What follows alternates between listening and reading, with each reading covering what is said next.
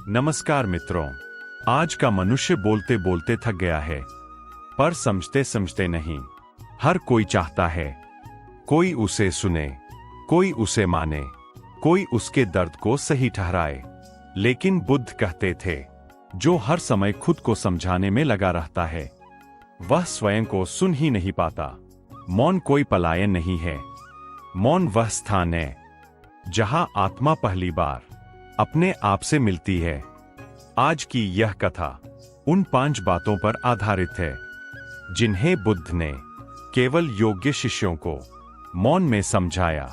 पहली बात, अपनी असफलताओं की सफाई। एक दिन एक व्यक्ति बुद्ध के पास आया। उसकी आंखों में अपराध बोध था। उसने कहा, भंते, मैं जहां भी जाता हूं अपनी असफलताओं का कारण बताता हूं। मैं चाहता हूं लोग समझें कि गलती मेरी नहीं थी। बुद्ध ने पास पड़े एक टूटे हुए घड़े को उठाया और बोले, अगर घड़ा टूट जाए तो क्या तुम हर राहगीर को उसकी कहानी सुनाते हो? व्यक्ति चुप हो गया। बुद्ध बोले, असफलता को सफाई नहीं, समझ की जरूरत होती है। जब तुम बार बार अपनी असफलताओं को दूसरों के सामने सही ठहराते हो तो तुम उनसे मुक्त नहीं होते, उनमें फंस जाते हो। बुद्ध कहते थे, जो सीख लेता है उसे सफाई देने की जरूरत नहीं पड़ती। दूसरी बात, अपने आत्मसंघर्ष और साधना। एक युवा भिक्षु बुद्ध के पास आया। उसने गर्व से कहा, भंते, मैं बहुत तप कर रहा हूं। मैं रोज ध्यान करता हूं। मैं सबको बता देता हूं ताकि वे भी प्रेरित हों। बुद्ध मुस्कुराए। उन्होंने उससे पूछा, जब बीज अंकुरित होता है तो क्या वह जमीन से बाहर निकलकर घोषणा करता है? भिक्षु मौन हो गया। बुद्ध बोले, साधना दिखाने की वस्तु नहीं है, वह भीतर पकने की प्रक्रिया है। जो अपनी साधना बोलता है वह अभी साधना में नहीं, पहचान में अटका है।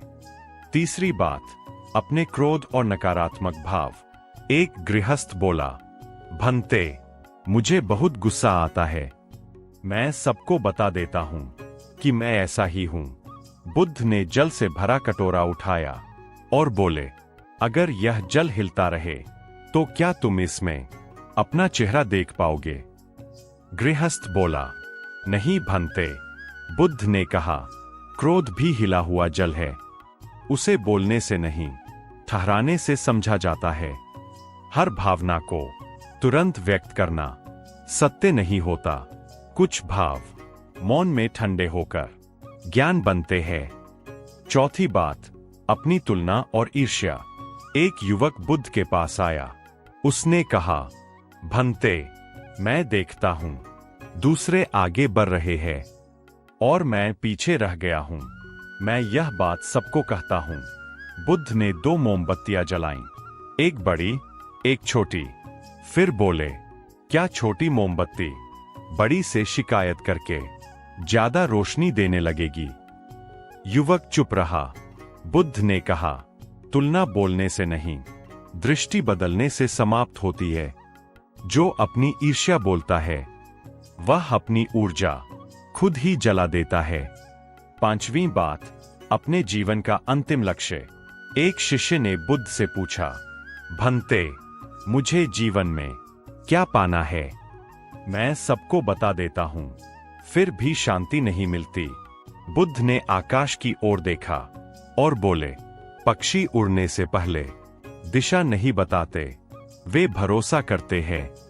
हर लक्ष्य घोषणा नहीं चाहता, कुछ लक्ष्य केवल साहस और मौन चाहते हैं।